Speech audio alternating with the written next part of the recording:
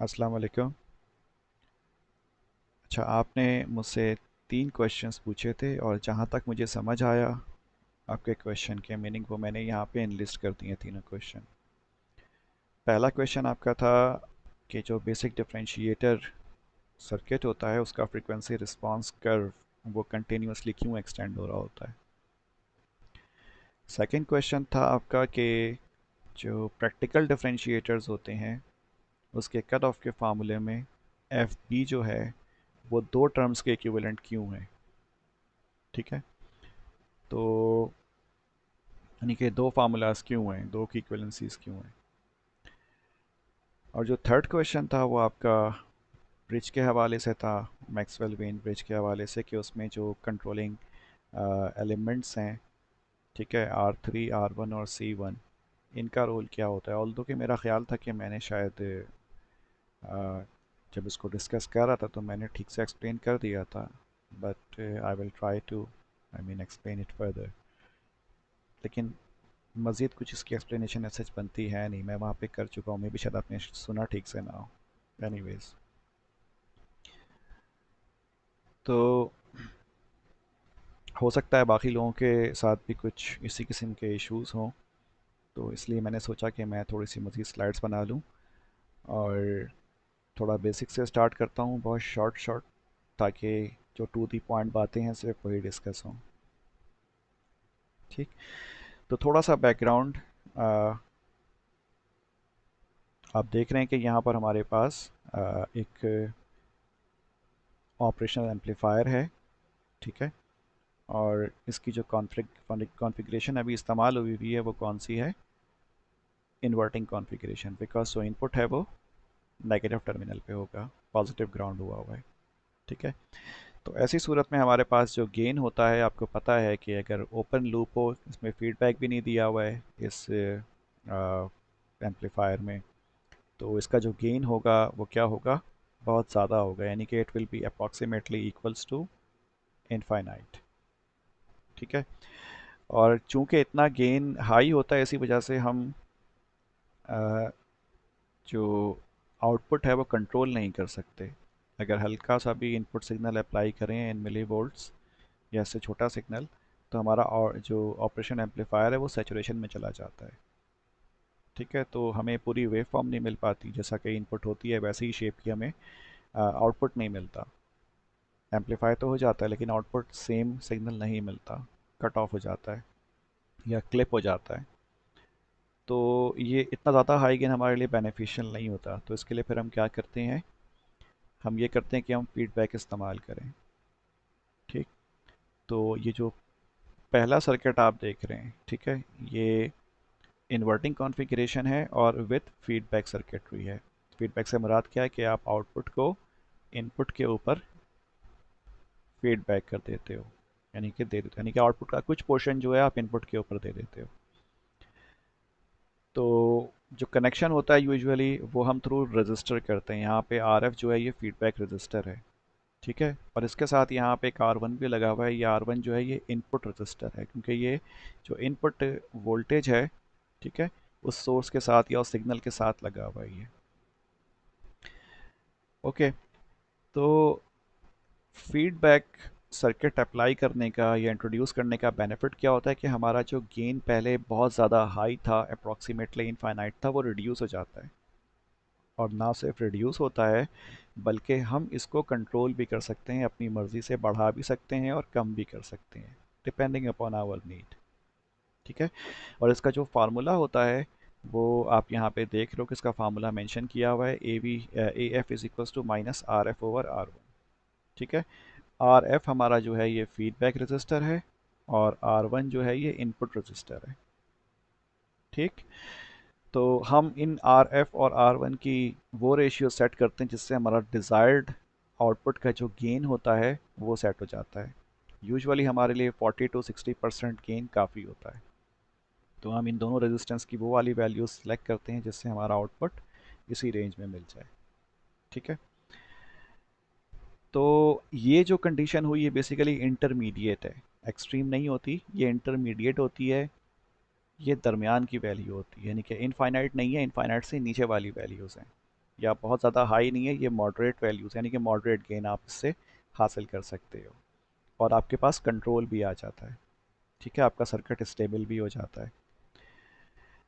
दूसरी extreme value क्या है कि हम फीडबैक तो दें लेकिन फीडबैक विद शॉर्ट सर्किट देते हैं। तो जब इसको आप शॉर्ट सर्किट फीडबैक पे अप्लाई करते हो, मीन्स जो रेजिस्टेंस अब यहाँ पर है वो क्या है, 0 ओम है। ठीक है, जब ये 0 ओम होगा तो हमारा जो गेन होता है, ठीक है, वो क्या हो जाता है, वो 1 हो जाता है। या फिर आप ये भी कह सकते हो कि जो आप इनपुट के ऊपर देते हो वही आपको आउटपुट पर भी मिल जाता है। ठीक है, इसीलिए हम इसको क्या कहते हैं, यूनिटी गेन एम्पलीफायर भी कहते हैं, या इसको हम बफर भी कहते हैं। सही,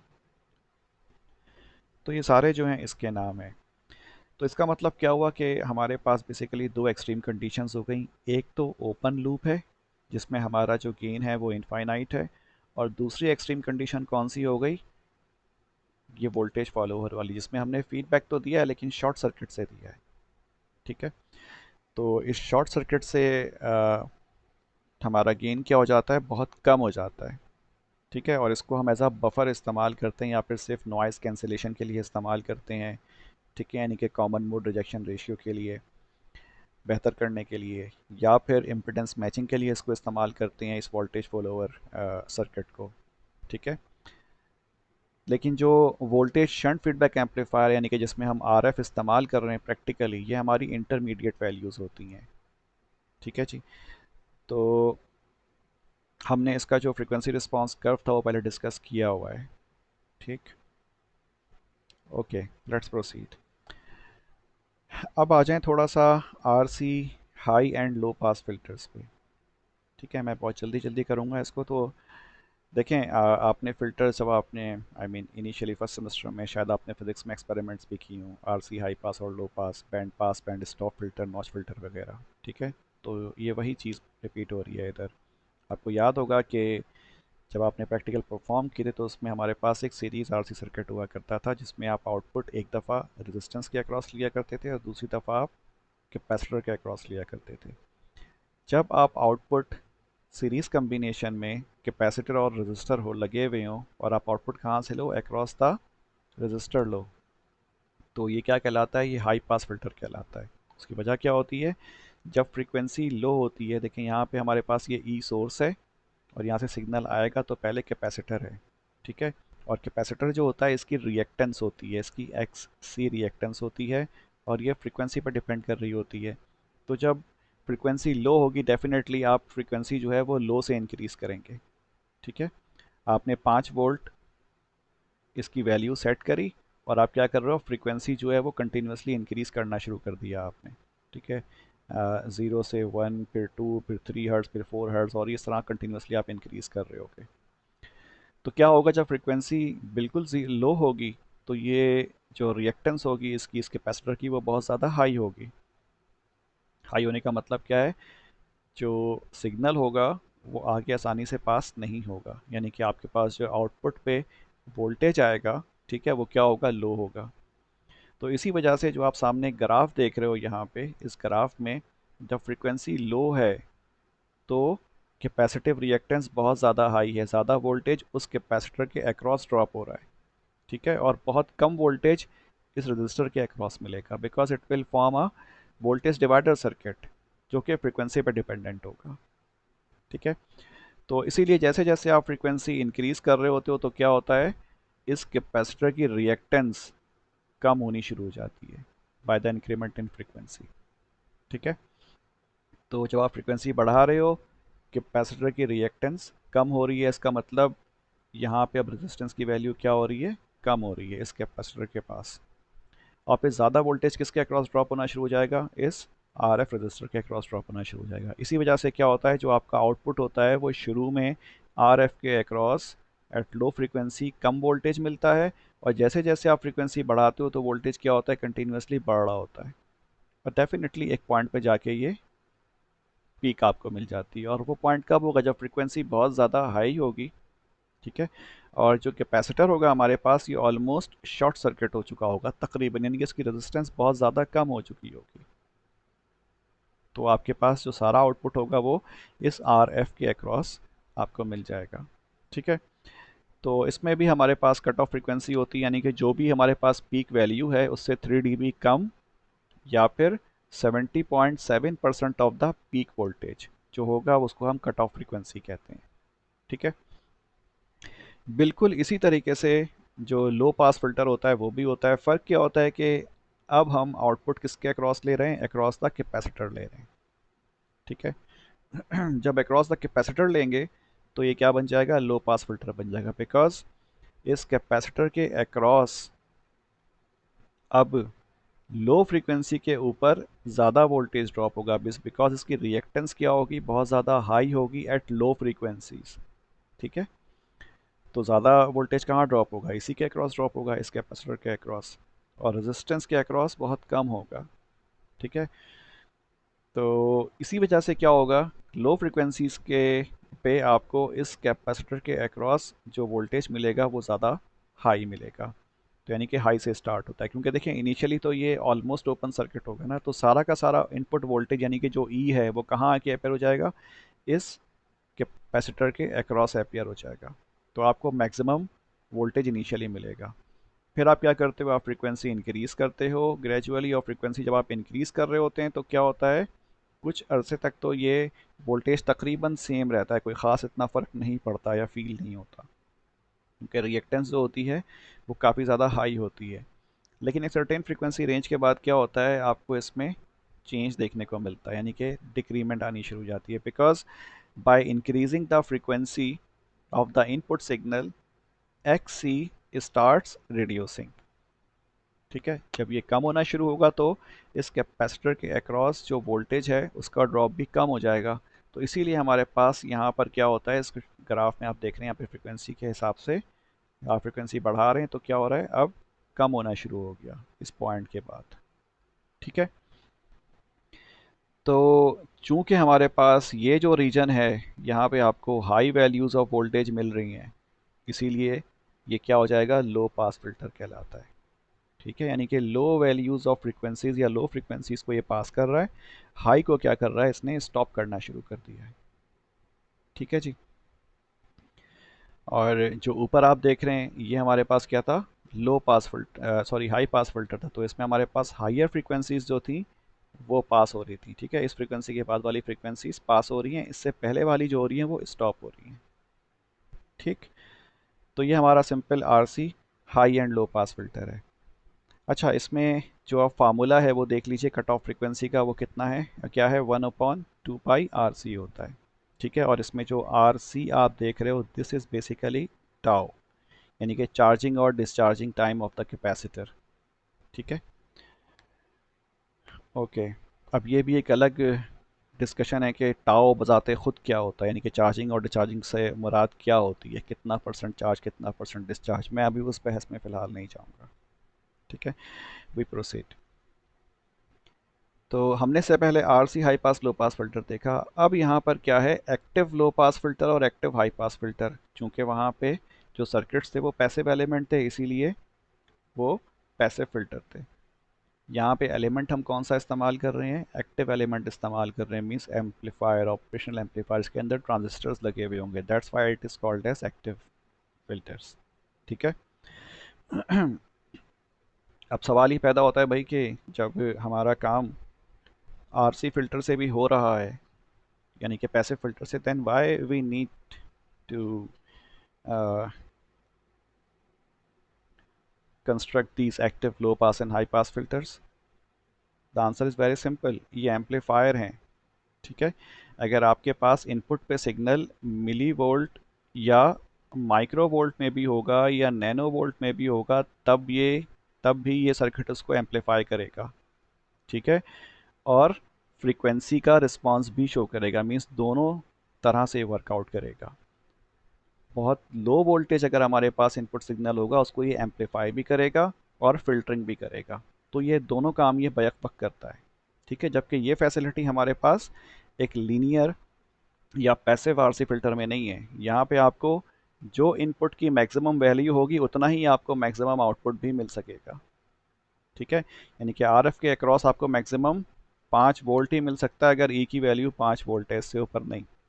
अगर आप इनपुट के ऊपर 4 वोल्ट अप्लाई करोगे तो आउटपुट पे आपको 4 वोल्ट ही मिलेगा मैक्सिमम। ठीक है, तो जो इनपुट होगा वैसा ही आपको आउटपुट भी मिलेगा, इसमें एम्पलीफिकेशन वगैरह कुछ नहीं है। तो इसका मतलब क्या है कि हमारे पास इन सर्किट्स को यूज़ करने के लिए जिन सिग्नल पे हम काम करेंगे, जिन वोल्टेजेस पे हम काम करेंगे वो हाई होने चाहिए, means in terms of volts होने चाहिए। ठीक है, जबकि एक्टिव फिल्टर का बेनिफिट ये है कि यहाँ पे इनपुट सिग्नल बहुत छोटा भी होगा तब भी ये वर्क करते हैं, because they are amplifiers as well. अच्छा जी, अब अगर आप इनका सर्किट देखो, ठीक है, तो पहला सर्किट जो है वो एक्टिव लो पास फिल्टर का है। सही, इसमें हमारे पास जो ऑप एम्प है उसके फीडबैक सर्किट में आप देख रहे हैं कि एक कैपेसिटर लगा हुआ है और एक रजिस्टर लगा हुआ है, और दोनों क्या है, आपस में पैरेलल में है, और इनपुट पे एक रेजिस्टेंस लगी हुई है। सही, अच्छा जी, इसका जो कट ऑफ फ्रीक्वेंसी का फार्मूला है, ठीक है, देखें लो पास फिल्टर है यानी कि लो फ्रीक्वेंसीज को ये पास करेगा, हाई को स्टॉप करेगा। तो इसका कर्व भी आप देख लें, लो फ्रीक्वेंसीज पे हाई वोल्टेज है, और फ्रीक्वेंसी जब बढ़ेगी तो ये क्या हो जाएगा, इसका आउटपुट लो हो जाएगा। सही, तो इसीलिए हम इसको एक्टिव लो पास फिल्टर कहते हैं। इसका फार्मूला क्या है, 1/2 पाई R2C। तो ये जो R2C है ये किससे बिलोंग कर रहा है, ये फीडबैक सर्किट पे जो हमारे पास पैरेलल कम्बिनेशन ऑफ रेजिस्टेंस और कैपेसिटेंस है, इन दोनों की वैल्यूज़ है। ठीक है, ये डिसाइड करेंगे कि जो कट ऑफ फ्रीक्वेंसी होगी वो क्या होगी, बिकॉज 2 पाई तो कांस्टेंट है। ठीक है जी, अब देखें होता क्या है। होता ये है कि जब लो फ्रीक्वेंसी होती है तो हमारा जो इनपुट होगा वो यहाँ इनपुट पे आ जाएगा, ठीक है, टर्मिनल पे, और लो फ्रीक्वेंसी बड़े आराम से R2 से पास हो जाएगी। ठीक है, और लो फ्रीक्वेंसी के ऊपर ही जो कैपेसिटर होगा it will behave like an open circuit. सही, अगर डीसी अप्लाई करेंगे तो ये ओपन सर्किट होगा, और अगर फ्रीक्वेंसी होगी लेकिन कम फ्रीक्वेंसी होगी तो हमारे पास लो फ्रीक्वेंसी के ऊपर, ठीक है, जो कैपेसिटर है इसकी रिएक्टेंस बहुत ज़्यादा क्या होगी, हाई होगी, यानी कि it will behave like an open circuit. तो इन अ वे आप ये बात कह सकते हो कि लो फ्रीक्वेंसीज के ऊपर हमारे पास ये कैपेसिटर बेसिकली एग्जिस्ट ही नहीं करता होगा इधर। ठीक है, अगर आप इसको रेजिस्टेंस की टर्म्स में देखें तो ये as an open circuit behave करेगा या फिर बहुत हाई रेजिस्टेंस ऑफर करेगा। तो इन अ वे आप कह सकते हो कि यहाँ पे रेजिस्टेंस कौन सी होगी, प्रैक्टिकली R2 ही होगी। ठीक है, तो आप लो फ्रीक्वेंसीज के ऊपर इस कैपेसिटर को आप इग्नोर कर सकते हो। ठीक है जी, तो इसके इग्नोरेंस का बेनिफिट क्या होगा कि अब आपके पास सिर्फ R1 बचा। ठीक है, R1 बच गया और R2 रह गया लो फ्रीक्वेंसी पे। C एक तरह से यहाँ पे है ही नहीं। जब C नहीं है तो इसका मतलब क्या हुआ, मैं इसको थोड़ी देर के लिए मैं कलर कर देता हूँ, अब ये मौजूद नहीं है हमारे पास। ठीक है, तो हमारे पास सिर्फ क्या बचा हुआ है, R1 बचा है, R2 बचा है। तो ये सर्किट कौन सा बना, ये सर्किट बना इन्वर्टिंग एम्पलीफायर विद फीडबैक। ठीक है, क्योंकि इनपुट हमारे पास नेगेटिव पे अप्लाई किया हुआ है और इसमें फीडबैक भी शामिल है R2 और R1 की सूरत में। ठीक है, R1 इनपुट के लिए और R2 जो है फीडबैक सर्किटरी का पार्ट है। तो आपको पता है कि इस सूरत में क्या होगा, जो इसका आउटपुट होगा वो कौन डिसाइड करेगा, यानी कि इसका गेन जो होगा ये इज इक्वल्स टू क्या हो जाएगा, R2/R1 इस केस में। सही, और R2 के साथ हमारे पास पैरेलल में क्या होगा, कॉम्बिनेशन में XC भी मौजूद होगा। लेकिन ये XC जो है एक तरह से क्या है, इनफाइनाइट है, तो हम इसको इग्नोर कर रहे हैं, बहुत लो फ्रिक्वेंसीज पे या बहुत ज़्यादा हाई आउट इसकी रेजिस्टेंस होगी। ठीक है जी, तो इसका मतलब क्या हुआ कि हम R2 R1 वो सेलेक्ट करेंगे जिसकी रेंज क्या हो, अराउंड 40% या 60% गेन की सूरत में हमें मिल जाए। अब होता क्या है कि आप फ्रीक्वेंसी बढ़ाते हो। ठीक है, जब आप फ्रीक्वेंसी बढ़ाओगे तो क्या होगा, ये जो XC यहाँ पे मौजूद था अब इसकी वैल्यू क्या होनी शुरू हो जाएगी, इसकी वैल्यू कम होनी शुरू हो जाएगी। जब इसकी वैल्यू कम होगी तो अब हमारे पास पैरेलल में एक और रेजिस्टेंस आ जाएगा एक तरह से, और इस करंट के पास अब दो रास्ते हैं फ्लो होने के लिए, यानी कि रेजिस्टेंस अब कम होनी शुरू हो जाएगी। ठीक है, जब रेजिस्टेंस कम होगी तो इसका मतलब क्या हुआ, जो फीडबैक रेजिस्टर है वो कम्बिनेशन था आर टू और सी का। ठीक है, यानी कि आर टू और एक्स सी का कम्बिनेशन है। तो इन दोनों के कम्बिनेशन की वजह से क्या होगा, जो ओवरऑल रेजिस्टेंस होगी पैरेलल कम्बिनेशन, वो क्या होगी, वो कम होना शुरू हो जाएगी।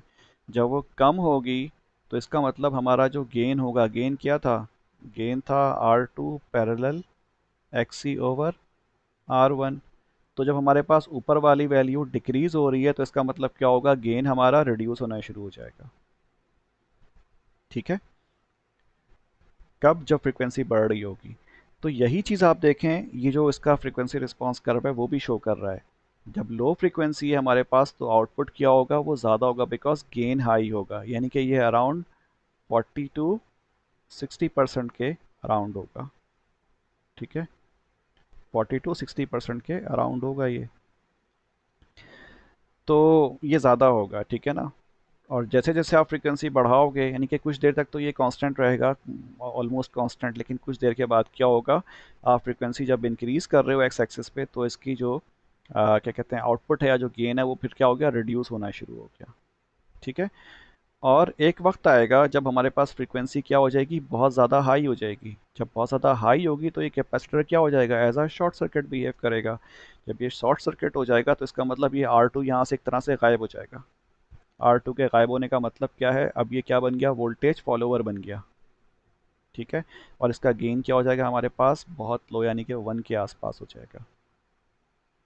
ठीक है जी। तो इसीलिए इसका बिहेवियर क्या होगा हमारे पास, एक्टिव लो पास फिल्टर का होगा।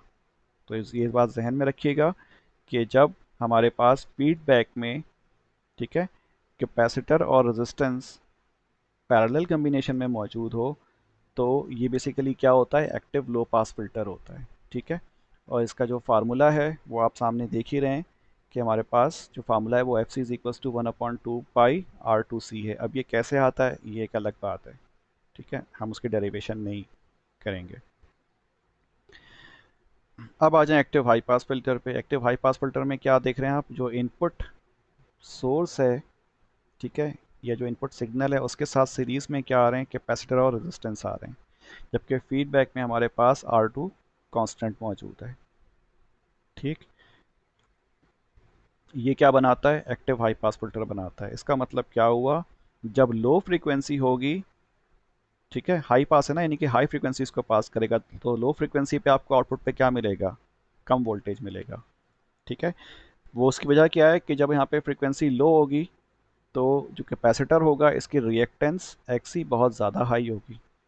जब ये बहुत ज़्यादा हाई होगी तो सिग्नल आगे पास नहीं होगा। ठीक है, जब ये पास नहीं होगा तो हमारे पास इनपुट के ऊपर वोल्टेज ही नहीं होंगे एम्पलीफायर के। जब वोल्टेज नहीं होंगे तो फिर आउटपुट आपको क्या मिलेगा, कम मिलेगा। ठीक है, आउटपुट कम मिलेगा। तो इसी वजह से लो फ्रिक्वेंसी पे क्या होता है, हमारे पास आउटपुट बहुत कम होता है। ठीक है, और फिर आप क्या करते हो, जैसे जैसे आप फ्रिक्वेंसी इंक्रीज़ करना शुरू करते हो, सही, आप फ्रिक्वेंसी बढ़ाते हो जैसे जैसे, तो इसका रिस्पांस क्या होता है कि जो हमारे पास एक्सी होता है वो डिक्रीज़ होना शुरू हो जाता है। एक्सी डिक्रीज़ होने का मतलब क्या, अब यहाँ पे रेजिस्टेंस क्या हो रही है, कम होनी शुरू हो गई है, यानी कि सी की जगह पर रेजिस्टेंस सी की कम होनी शुरू हो गई है। तो अब सिग्नल आगे पास होगा और फिर आपको आउटपुट के ऊपर सिग्नल मिलना शुरू हो जाएगा। तो इसी वजह से जब आप फ्रिक्वेंसी बढ़ाते हो तो हमारे पास एक ये जो रीजन है ये कौन सा है, ये लीनियरली इंक्रीज हो रहा है। ठीक है, up to a certain region या सर्टेन वैल्यू ऑफ फ्रीक्वेंसी। ठीक है, यहाँ तक इंक्रीज हुआ, उसके बाद फिर ये सैचुरेट हो गया, यानी कि कांस्टेंट हो गया, मज़ीद इंक्रीज नहीं हो रहा। और इंक्रीज क्यों नहीं हो रहा, बिकॉज अब इसकी जो गेन की मैक्सिमम वैल्यू होगी वो अचीव हो चुकी होगी। ठीक है, एट दिस पर्टिकुलर फ्रीक्वेंसी। तो आपको जो डिफरेंस होगा वो इतना पता नहीं चलेगा, ये तकरीबन कांस्टेंट रहेगा। ठीक है, तो जहन में रखें कि हमारे पास जो लीनियर रीजन है वो कौन सा रीजन है, वो ये वाला रीजन है। इसी तरह लो पास का जो लीनियर रीजन है वो ये वाला रीजन है। लीनियर से मुराद क्या है कि फ्रीक्वेंसी और वोल्टेज यानी कि आउटपुट का जो रिलेशन है आपस में वो लीनियर है। ठीक है, इस रीजन में क्या हो रहा है, लीनियरली डिक्रीज हो रहा है, और हाई पास फिल्टर में लीनियरली क्या हो रहा है, इंक्रीज हो रहा है। सही। तो ऑपरेशनल एम्पलीफायर की जो लीनियर एप्लीकेशंस होती हैं, ठीक है, with respect to the frequency, वो बेसिकली यही वाले रीजन होते हैं जिसमें फ्रीक्वेंसी की वेरिएशन के साथ हमारा जो आउटपुट वोल्टेज होता है वो या तो डिक्रीज हो रहा हो या फिर बढ़ रहा हो। ठीक है। ये जो रीजन आप देख रहे हैं जहाँ पे हमारा आउटपुट कांस्टेंट है, ये कोई लीनियर एप्लीकेशन यहाँ पे नहीं हो सकती, बिकॉज आप फ्रीक्वेंसी तो इंक्रीज कर रहे हो बट कॉरेस्पॉन्डिंगली हमारा जो आउटपुट है वो इंक्रीज नहीं हो रहा या वो डिक्रीज नहीं हो रहा। तो यहाँ पर रिलेशन क्या हो गया, लीनियर नहीं हुआ। ठीक है। ओके। तो इसी वजह से जब हम इंटीग्रेटर या फिर डिफरेंशिएटर को यूज़ करते हैं तो वो लीनियर रीजन में यूज़ करते हैं। ठीक है, नॉन लीनियर में उसको इस्तेमाल नहीं करते, बिकॉज हम with respect to the frequency उसका आउटपुट चाह रहे होते हैं। ठीक है। वरना बेनिफिट क्या है, मैं फ्रीक्वेंसी, हम फ्रीक्वेंसी कोई भी रखें लेकिन आपको आउटपुट सेम मिल रहा है।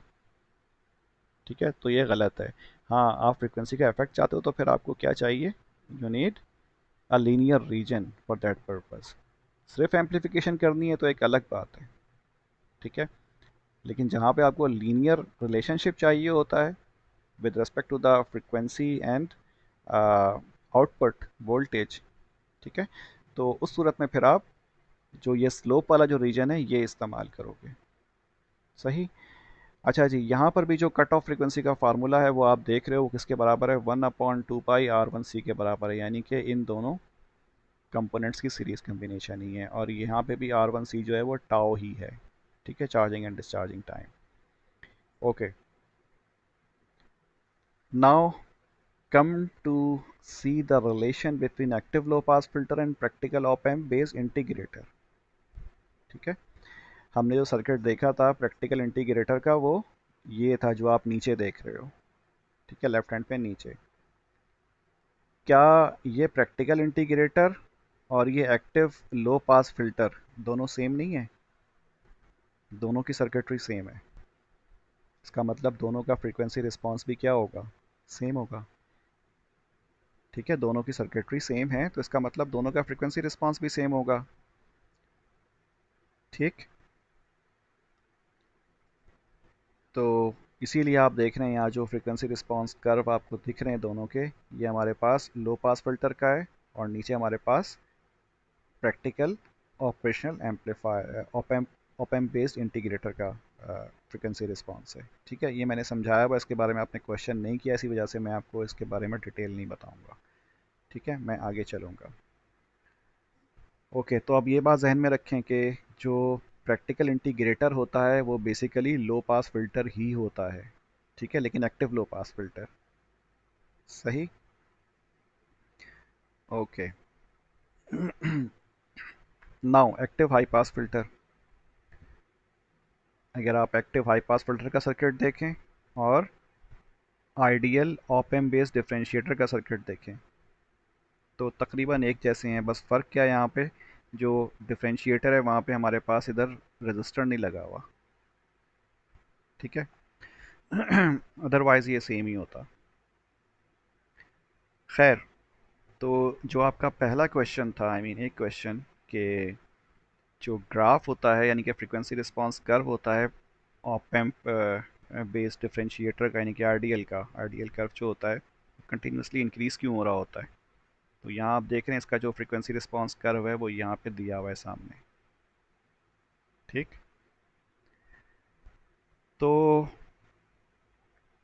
यहाँ पे कंटिन्यूसली इंक्रीज भी हो रहा है और मेरा ख्याल है अब ये इतना मसला नहीं है। उसकी वजह क्या है कि आपने जो एक्टिव हाई पास फिल्टर था उसका आपने ग्राफ समझा था और उसकी रीजन समझी हुई है कि सर्किट का बिहेवियर कैसा है, क्यों हो रहा है ऐसा। तो इस केस में भी ऐसा ही होता है। यहाँ जो आप देख रहे हैं डॉटेड लाइन हमारे पास ज़ीरो वाली, ठीक है, जिसको मैं अब रेड कलर में कन्वर्ट कर रहा हूँ, बेस लाइन एक्स एक्सिस की। ठीक है।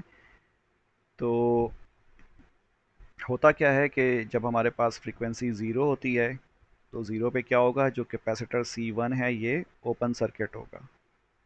ठीक है जी, ये ओपन सर्किट होगा।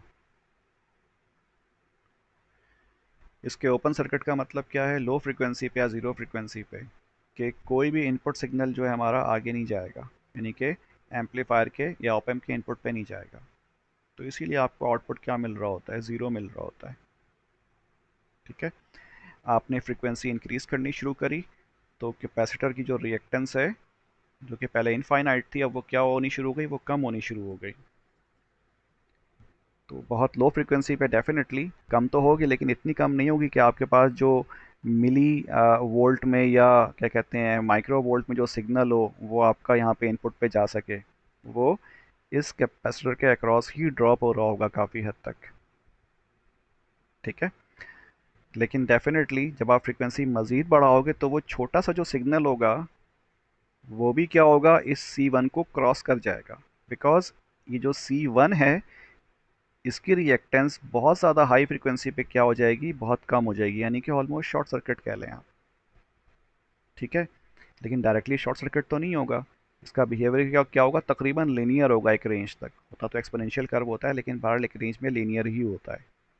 ठीक है, तो इसीलिए क्या हुआ कि शुरू में कुछ फ्रीक्वेंसी में हमारे पास जो आउटपुट है, आप देख रहे हैं यहाँ पे मैं लाइन ड्रॉ कर रहा हूँ, ये क्या है, ज़ीरो है, कुछ भी नहीं मिल रहा। क्योंकि हमारे पास जो इनपुट टर्मिनल है एम्पलीफायर का वहाँ पे सिग्नल आ ही नहीं रहा।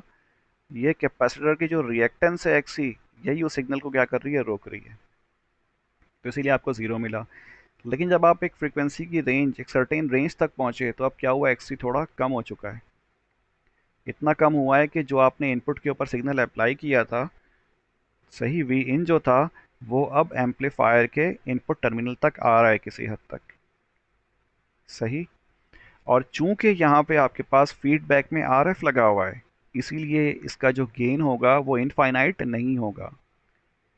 आपने सेट किया हुआ होगा अपनी मर्जी से 40%, 60%, 80%, depending upon your own convenience. ठीक है, जो भी आप चाहते हैं।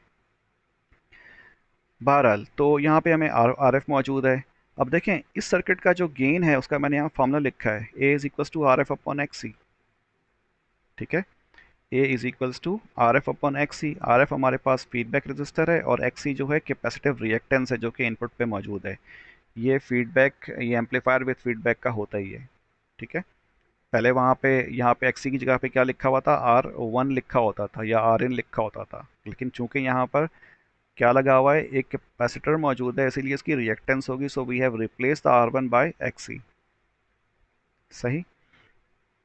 और ये वेरी हो रही है। जब लो फ्रिक्वेंसी होगी तो उसकी वैल्यू क्या होगी, इनफाइनाइट। इनफाइनाइट का मतलब ए क्या हो जाएगा, ज़ीरो होगा। गेन ज़ीरो, गेन ज़ीरो का मतलब आपको आउटपुट कुछ नहीं मिलेगा। फिर एक्सी की वैल्यू जैसे जैसे कम होनी शुरू होगी वैसे वैसे ए की वैल्यू क्या होगी, बढ़ेगी। ठीक है, तो यहाँ पे यही हो रहा है, एक सर्टेन रेंज तक गेन जो है हमारे पास वो ज़ीरो ही है तकरीबन। लेकिन एक सर्टेन फ्रिक्वेंसी रेंज के बाद एक्सी की वैल्यू क्या हो गई, काफ़ी कम हो गई, और हमारा जो गेन है वो अब क्या हुआ है, बढ़ना शुरू हुआ है। ठीक है, और कब तक बढ़ेगा ये उस वक्त तक बढ़ेगा जब तक आप क्या कर रहे हो, आप इसकी वैल्यू को डिक्रीज करते करते ज़ीरो पे ना लेके आ जाओ। जब ज़ीरो पे लेके आओगे तो ये क्या हो जाएगा, इनफाइनाइट हो जाएगा गेन। ठीक है जी, इसीलिए यहाँ पे जो गेन है वो क्या हो रहा है, कंटिन्यूसली इंक्रीज हो रहा है। आई होप कि बात समझ में आ रही होगी आपको। यहाँ पे क्या हो रहा है कि जो आर एफ है ये तो कांस्टेंट है। ठीक है, आर एफ की वैल्यू कांस्टेंट है, but X C is decreasing with respect to the increase in frequency. ठीक है, तो जब आप फ्रीक्वेंसी बढ़ा रहे हो तो क्या हो रहा है, एक्सी कम हो रहा है। कम होने का मतलब ये कम होते होते कहाँ चला जाएगा, ऑलमोस्ट ज़ीरो पे भी आ सकता है, यानी कि 0.5 ओम बहुत कम है। 0.0000005 ओम हो सकता है, कुछ भी हो सकता है, बहुत छोटी वैल्यू, मिली ओम, माइक्रो ओम। ठीक है ना, बहुत हाई फ्रिक्वेंसी पे। तो इसीलिए जब आप फ्रिक्वेंसी बढ़ाते रहोगे तो क्या होगा, हमारा जो गेन होगा वो कॉन्स्टेंटली क्या होगा, बढ़ रहा होगा। और डेफिनेटली एक सर्टेन रेंज पे जाके इसने क्या हो जाना है, क्लिप हो जाना है, यानी कि सैचुरेट हो जाना है। आपको आउटपुट पे कुछ नहीं मिलेगा। सही है, तो इसीलिए इसको जो है एक्सटेंड करके दिखाया हुआ होता है। आपको आउटपुट पे कभी भी जो है ना, वो जो क्या कहते हैं बाइसिंग वोल्टेज होती है उससे ऊपर की वैल्यू नहीं मिल रही होती, उससे ज़्यादा की वैल्यू नहीं मिलेगी। लेकिन डेफिनेटली अगर आपके पास इनपुट जो है वो माइक्रो वोल्ट में था और आपको आउटपुट 10 वोल्ट मिल जाता है तो ये बहुत ज़्यादा है। ठीक है, खैर आई होप के समझ में आ गया होगा कि ये कंटिन्यूसली एक्सटेंड क्यों हो रहा है। ठीक है, इसकी एक्सटेंशन किस पे बेस कर रही है, एक्सी की वैल्यू पे बेस कर रही है। और एक्सी की वैल्यू किस पे बेस कर रही है, फ्रीक्वेंसी पे, इनपुट फ्रीक्वेंसी पे। ठीक है। तो जैसे जैसे इसकी इनपुट की फ्रीक्वेंसी कम होगी, सॉरी बढ़ेगी, जो एक्सी की वैल्यू होगी वो क्या होगी, कम होना शुरू हो जाएगी, और कम होते होते क्या होगा, ये इनपुट शॉर्ट सर्किट हो जाएगा, तकरीबन बहुत कम रेजिस्टेंस हो जाएगी। तो उस वक्त गेन क्या होगा, बहुत ज़्यादा हाई होगा हमारे पास। ठीक है। और कितना हाई होगा, डेफिनेटली एक सर्टेन रेंज तक ही होगा, उसके बाद फिर ये सैचुरेट हो जाएगा हमारा एम्पलीफायर। ठीक है जी। ओके। तो ये रीज़न थी इसकी कंटिन्यूसली एक्सटेंशन की। अच्छा, अब आ जाएं हाई पास फिल्टर पे और लो पास फिल्टर पे, इन दोनों के कम्बिनेशन पे। क्यों? क्योंकि जो हमारा प्रैक्टिकल डिफरेंशिएटर होता है, ठीक है, आवर प्रैक्टिकल डिफरेंशिएटर, ये क्या होता है, ये बेसिकली इन दोनों का कम्बिनेशन होता है, एक्टिव हाई पास और एक्टिव लो पास फिल्टर का। ठीक है।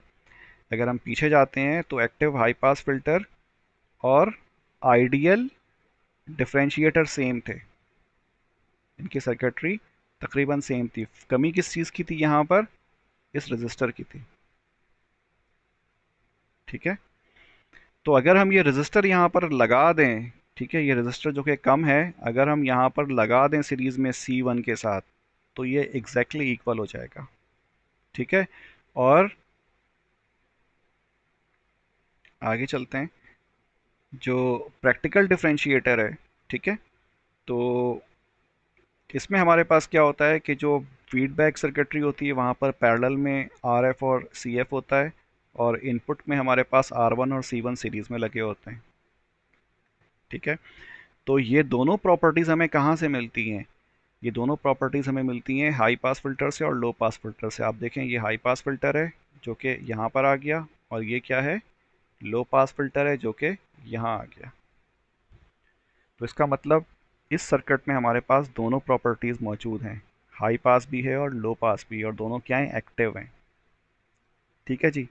अब आपको याद होगा कि जब हमने कट ऑफ फ्रीक्वेंसी पीछे डिफाइन करी थी तो वो क्या करी थी, पीछे आ जाते हैं। देखिए, हाई पास फिल्टर में हमने R1 और C1 लिया था, यानी कि सीरीज कम्बिनेशन, ये FC है 2π R1C1। ठीक है, कट ऑफ फ्रीक्वेंसी। मज़ीद पीछे आए, लो पास फिल्टर में हमने पैरेलल कम्बिनेशन था, तो हमने FC क्या लिया था, वही 2πR2C। सही है। ठीक है जी। तो इसको जहन में रखेंगे आप। ठीक है। अच्छा, ये जहन में रखें, cut off frequency, cut off का मतलब यहाँ से ये कट ऑफ हो रहा है, यानी कि इस पॉइंट से, तो ये वाली फ्रीक्वेंसी ये वाली होगी कट ऑफ फ्रीक्वेंसी, जहाँ से ये डिक्रीज होना शुरू हो रहा है।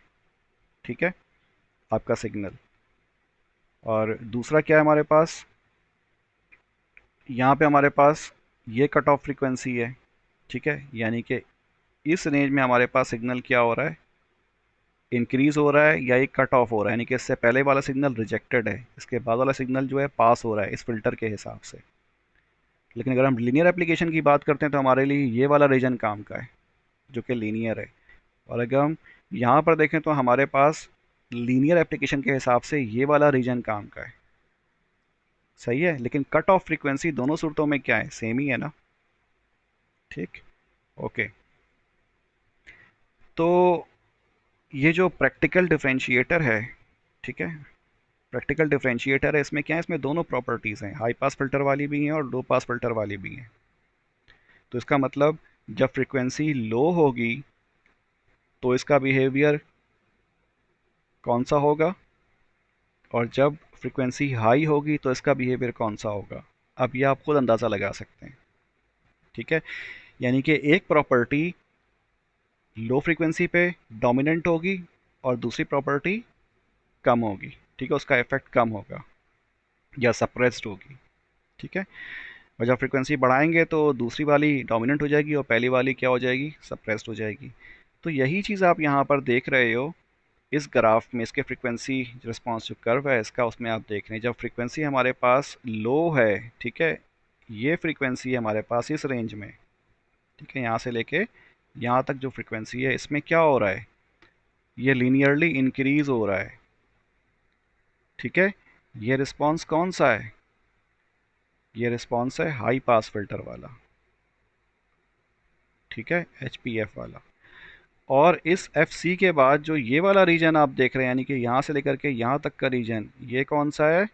ये लो पास फिल्टर वाला है। ठीक है, तो इसका मतलब क्या हुआ कि लो पास फिल्टर और हाई पास फिल्टर हैं, दोनों मौजूद हैं, तो इन दोनों का एक कट ऑफ पॉइंट भी होगा। तो डेफिनेटली जब एक वैल्यू बढ़ रही है, ठीक है, तो दूसरी वैल्यू क्या हो रही होगी, दूसरी प्रॉपर्टी डिक्रीज हो रही होगी। तो एक पॉइंट पे आके दोनों क्या होते हैं, दोनों मीट करते हैं एक दूसरे को। सही। या आप ये भी कह सकते हो कि एक तरफ से यहाँ बढ़ रहा है तो दूसरी तरफ से ये इंक्रीज हो रहा है। इस तरह से भी इसको आप अज्यूम कर सकते हैं, और इस पॉइंट पे आके क्या हो जाते हैं, दोनों मिल जाते हैं। यानी कि जो कट ऑफ फ्रीक्वेंसी है इन दोनों की, हाई पास की और लो पास की, ठीक है, हाई पास और लो पास, ये दोनों क्या हो जाते हैं, मिल जाते हैं। तो इसीलिए इस FC के ऊपर आपके पास दो इक्विवेलेंसीज हैं। ठीक है, ये FC है, यहाँ पर FB लिखा हुआ है। ठीक है, FC जो है वो किसके हिसाब से है, कट ऑफ फ्रीक्वेंसी के हिसाब से है, इनकी एक्टिव और लो पास फिल्टर के लिए। ठीक। और यहाँ जो हमारे पास ग्राफ है, मैंने दूसरा ग्राफ चेंज किया है सिर्फ समझाने के लिए। यहाँ पर ये FB की जगह पर एफ सॉरी FB की जगह पर F2 मौजूद है। ठीक है, FB की जगह पर क्या मौजूद है, F2 मौजूद है। ठीक। अच्छा, अब होता क्या है इसमें, जब फ्रीक्वेंसी हमारे पास लो होती है तो ये C1 कैपेसिटर ओपन सर्किट होता है। ओपन सर्किट का मतलब इस लो फ्रीक्वेंसी के ऊपर कुछ भी हमारे पास इनपुट टर्मिनल पे नहीं आएगा। तो इसी वजह से आप देख रहे हो कि जब फ्रीक्वेंसी लो है तो हमारा जो आउटपुट है लो फ्रीक्वेंसी पे वो ज़ीरो है।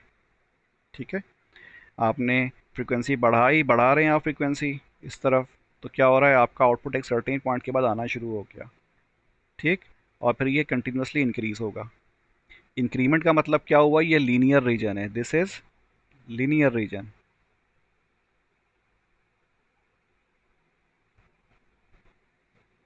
कब तक इंक्रीज होगा, ये जब तक इंक्रीज होगा जब तक जो लो पास फिल्टर है, ठीक है, उसका टाइम कांस्टेंट इसके टाइम कांस्टेंट के इक्वल ना हो जाए। कहने का मतलब क्या है, यहाँ जो आप फार्मूला देख रहे हो, ठीक है, FB, क्या होगा, R1C1 की वैल्यू और RFCF की वैल्यू जब दोनों इक्वल हो जाएंगी, जब आप फ्रीक्वेंसी बढ़ाओगे तो क्या होगा, एक तरफ से आ, ये क्या होगा, ये कम हो रहा होगा। ठीक है, और दूसरी तरफ से क्या होगा, ये बढ़ रहा होगा। और एक पॉइंट पे क्या होगा, आके दोनों मीट करेंगे और पे क्रॉस कर जाएंगे। सही। तो देखें लो फ्रीक्वेंसी पे क्या होगा, हमारे पास XC बहुत ज़्यादा हाई होगा, मीन्स इसकी वैल्यू बहुत ज़्यादा हाई है। ठीक है, तो जाहिर सी बात है उस वक्त कोई सिग्नल पास नहीं हो रहा। ठीक है, आपने बढ़ाना शुरू किया फ्रीक्वेंसी, जब फ्रीक्वेंसी बढ़ेगी तो जाहिर है वो फिर फ्रीक्वेंसी इस CF से भी पास होगी, वो सिग्नल इस CF से भी पास हो रहा होगा। तो इसका जो क्या कहते हैं रिएक्टेंस है, वो भी क्या होगा, शुरू में ज़्यादा होगा लेकिन फिर कम होना शुरू हो जाएगा रिएक्टेंस। जब ये कम होगा, ठीक है, जब इस XCF की वैल्यू क्या होगी, कम होनी शुरू हो जाएगी, तो एक तरह से क्या होगा, ये पैरेलल कम्बिनेशन में है RF के साथ। सही। तो जो फीडबैक रेजिस्टेंस है उसकी वैल्यू क्या होगी, कम होना शुरू हो जाएगी। ठीक है, और कितनी कम हो सकती है, ये इतनी कम हो सकती है कि ये जो CF है बहुत ज़्यादा हाई फ्रिक्वेंसी पे ऑलमोस्ट शॉर्ट सर्किट हो जाए, या इसकी रेजिस्टेंस बहुत कम हो जाए। तो डेफिनेटली पैरेलल कम्बिनेशन में है तो इसकी रेजिस्टेंस की वैल्यू फीडबैक वाले पाथ की या फीडबैक सर्किटरी की वो क्या हो जाएगी, बहुत कम हो जाएगी। जब ये बहुत कम हो जाएगी फीडबैक सर्किटरी के पाथ की, तो हमारा आउटपुट क्या हो जाएगा, यूनिटी गेन हो जाएगा। यूनिटी गेन का मतलब गेन बहुत कम हो चुका है। ठीक है, लेकिन जब फ्रीक्वेंसी हाई होगी, जब जब फ्रीक्वेंसी लो होगी तो उस वक्त ये क्या होगा, ये ओपन सर्किट होगा CF। ठीक है, XCF भी बहुत ज़्यादा हाई होगा लो फ्रीक्वेंसी पे। इसका मतलब एक तरह से फिर ये एग्जिस्ट ही नहीं करता, तो हमारे पास फीडबैक में सिर्फ RF मौजूद होगा। सही है जी। तो जो मैक्सिमम आपको गेन मिल सकता है इस सूरत में वो कितना होगा, वो RF की वैल्यू के हिसाब से ही मिलेगा, फीडबैक वाली वैल्यू के हिसाब से। ठीक है, फीडबैक वाली वैल्यू और R1 और XC1 का कम्बिनेशन। ठीक है, तो अगर हम इसके गेन की एक्सप्रेशन लिखना चाहें तो हम क्या लिख सकते हैं? हम लिख सकते हैं के R F parallel to X C F divided by R one plus X C one. ठीक है, तो इसका मतलब क्या हुआ, जब हाई फ्रिक्वेंसी होगी तो X C F open circuit हो जाएगा, इनफाइनाइट होगा। यहाँ पे एक्स सी वन इनफाइनाइट होगा तो R F upon R one ही रह जाएगा। सही। लेकिन चूंकि ये ओपन सर्किट है इसी वजह से आई मीन गेन तो होगा लेकिन सिग्नल पास नहीं हो पाएगा, तो आपको आउटपुट पे कुछ भी नहीं मिलेगा। ठीक है, और फिर जैसे जैसे आप फ्रीक्वेंसी बढ़ाओगे वैसे वैसे क्या होगा, वैसे वैसे सिग्नल फिर बढ़ना शुरू हो जाएगा, यानी कि आपका आउटपुट। और एक पॉइंट पे जाने के बाद क्या होगा, एक पॉइंट के पे जाने के बाद आ, जो कट ऑफ फ्रीक्वेंसी है, ठीक है, या फिर जो टाइम कांस्टेंट है इस आर एफ सी एफ का और इस आर वन सी वन का, ये इक्वल हो जाएगा। सही है, एक सर्टेन फ्रीक्वेंसी पे जाने के बाद जैसे ये इक्वल होगा तो उस वक्त क्या होगा, आपकी कट ऑफ फ्रीक्वेंसी अचीव हो जाएगी उन दोनों की। ठीक है, और उस फ्रीक्वेंसी के बाद यानी कि वो फ्रीक्वेंसी कहाँ अचीव हो रही है, अगर हम ग्राफ पे देखें तो यहाँ पे इस पॉइंट पे अचीव हो रही है, क्योंकि यहाँ पर आने के बाद अब ग्राफ क्या हुआ, डिक्रीज होना शुरू हो गया है। सही। डिक्रीमेंट का मतलब क्या है कि अब जो फीडबैक नेटवर्क है इसकी रेजिस्टेंस कम होनी शुरू हो गई है, किसके मुकाबले में, या इसका टाइम कांस्टेंट क्या होना शुरू हो गया है। ठीक है, इसकी वैल्यू क्या हो गई है, अब ये डोमिनेंट हो गया है। ठीक है, इसकी रेजिस्टेंस कम हो रही है फीडबैक पाथ की, जब ये कम होगी तो क्या होगा, आपका आउटपुट जो है वो फिर रिड्यूस होना शुरू हो जाएगा। सही। तो ये रिड्यूस होता, जाहिर सी बात है कहाँ तक आएगा, यूनिटी गेन तक ही आएगा, उसके बाद फिर ये रुक जाएगा। तो इस तरह से जो है आपका ये frequency I mean response curve draw होता है। अच्छा, अब बात क्या है कि चूंकि हमारे पास इसमें दोनों चीज़ें मौजूद हैं, डिफरेंशिएटर भी मौजूद है और एक तरह से इस रेंज में हमारे पास इंटीग्रेटर भी मौजूद है, लेकिन चूंकि हमें ये रेंज इस्तेमाल करनी डिफरेंशिएटर की, इंटीग्रेटर का सर्किट अलग है हमारे पास मौजूद है।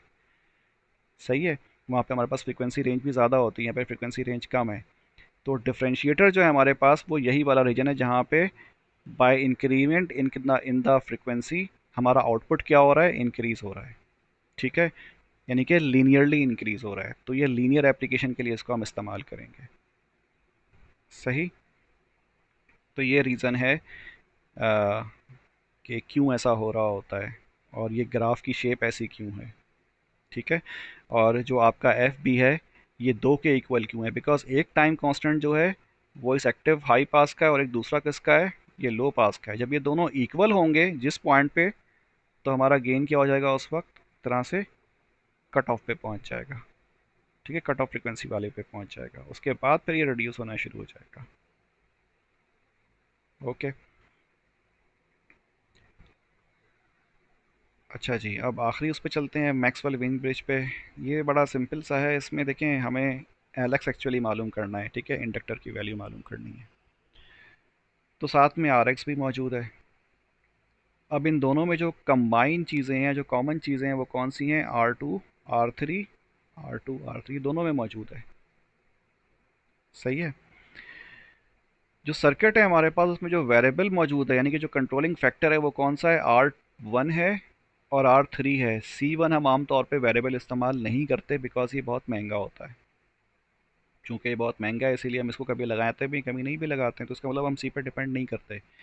सी को हम अपने अंदाजे से इतना लगाते हैं कि वो एल एक्स के बराबर बराबर हो तकरीबन, यानी कि आसपास की वैल्यू अंदाजे से लगाते हैं ताकि हम आर वन को सेट करें तो उससे हमें वैल्यू मिल जाए, यानी कि बैलेंस हो जाए ब्रिज।